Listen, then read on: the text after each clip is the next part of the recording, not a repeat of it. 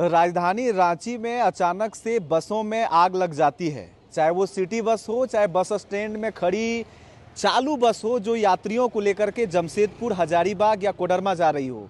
अचानक से पता चलता है कि बस में आग लग गई है और धीरे धीरे देखते ही देखते घंटों में 6 बस धू धू कर जल करके राख हो जाती है। ये घटना आज की नहीं है, ये घटना 1 फरवरी की है। लेकिन उसके बाद रांची पुलिस उस अभियुक्त को ढूंढने में लगी थी कि आखिरकार इन बसों में आग कैसे लगाई गई, किसने आग लगाया और कारण क्या था। क्या आप जानते हैं कि किसने आग लगाया? आपको भी कहीं ना कहीं आपके दिमाग में भी ये संशय होगा कि आखिरकार वो कौन सा व्यक्ति था और किस कारण से बस में आग लगा दिया गया।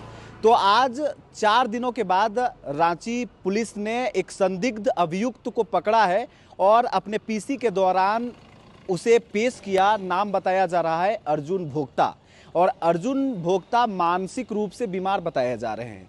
ठीक ठाक से उनका जो व्यवहार है वो सामान्य नहीं देखा जा रहा है, लेकिन पुलिस कह रही है कि यही शामिल थे। इसके पीछे कहानी में एक और स्क्रिप्ट जुड़ता है। कुछ दिनों पहले 1 फरवरी से पहले यही अर्जुन भोक्ता जो सीसीटीवी फुटेज में संदिग्ध अवस्था में सिटी बस में आग लगाते नजर आए थे रांची में ही। तब उनकी गिरफ्तारी हुई थी, लेकिन पुख्ता सबूत नहीं मिल पाने की वजह से उनको छोड़ दिया गया था।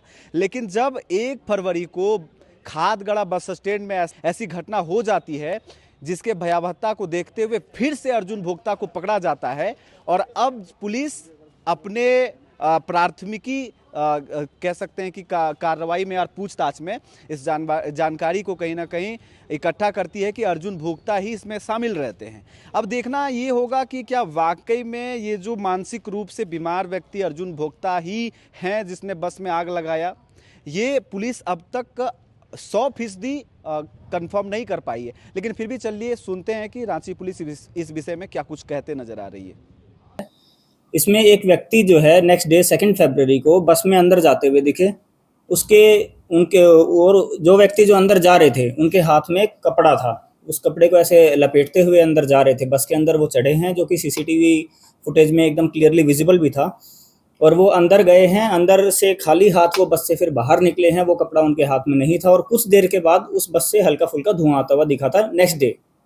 उसके बाद स्थानीय लोगों के द्वारा भी तुरंत ही पुलिस को सूचना दी गई, खादगड़ा टीओपी को भी सूचना दी गई, लोअर बाजार को भी सूचना दी गई कि ऐसा ऐसा एक कपड़ा जलने की इंसिडेंस हुई है। तब फिर जो व्यक्ति है उनको आइडेंटिफाई किया गया और आसपास के सारे सीसीटीवी फुटेजेस को देखा गया। उसमें ये भी सामने आया है कि जो 1 तारीख वाली घटना है, घटना से 5 मिनट पूर्व ही यही सेम व्यक्ति 1 तारीख को भी एक बस में जाते हुए दिखे हैं, फिर वहाँ से निकलते हुए उस एरिया के आसपास से दिखे हैं। और यही एक मेन जो सस्पेक्ट हैं उस दिन के। बाकी लोगों को आइडेंटिफाई करने की कोशिश करी गई, बट उनका रोल ऐसा डायरेक्ट इन्वॉल्वमेंट इसमें नहीं दिखा। फिर 2 तारीख को जो ये कपड़ा जो जला था, उसके बाद उस कपड़े को भी पुलिस के द्वारा सीज़ किया गया और जितने भी रेलिवेंट सीसीटीवी फुटेजेस थी उनको सीज़ किया गया है। और जिस टाइम इसको पकड़ा गया था उस टाइम भी ये काफ़ी नशे की हालत में थे और संभवतः इन्होंने काफ़ी शराब या फिर डेंड्राइट का सेवन कर रखा था। और इनसे आगे पूछताछ में यही आया है कि इनको किसी ये जस्टिफाई नहीं कर पा रहे हैं कि ये कपड़ा अंदर क्यों लेके जा रहे थे, क्यों इनके पास उस टाइम पे ये सेम कपड़ा जो अंदर लेके जा रहे थे वही कपड़ा अंदर जला हुआ मिला है। और जो पब्लिक ने उस आग को बुझाया था, आसपास के स्थानीय लोगों के द्वारा भी आग को बुझाया गया था। अब पुलिस इस बात को स्पष्ट तो नहीं कर पा रही है, बस संदिग्ध के तौर पर अभियुक्त की गिरफ्तारी हुई है। लेकिन अब कई सवाल हैं जो कि इस व्यवस्था पे खड़ा होती है। पहला ये कि बस स्टैंड के भीतर इतने मजबूत तरीके से सीसीटीवी का सर्विलांस जारी है।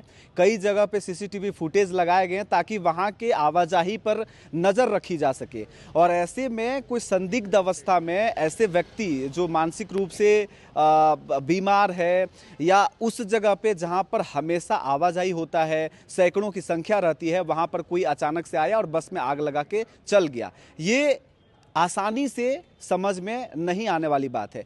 इस विषय में आपको क्या लगता है, कमेंट करें। मेरा नाम है रवि भास्कर और आप देख रहे हैं ओंकार झारखंड। जोहार।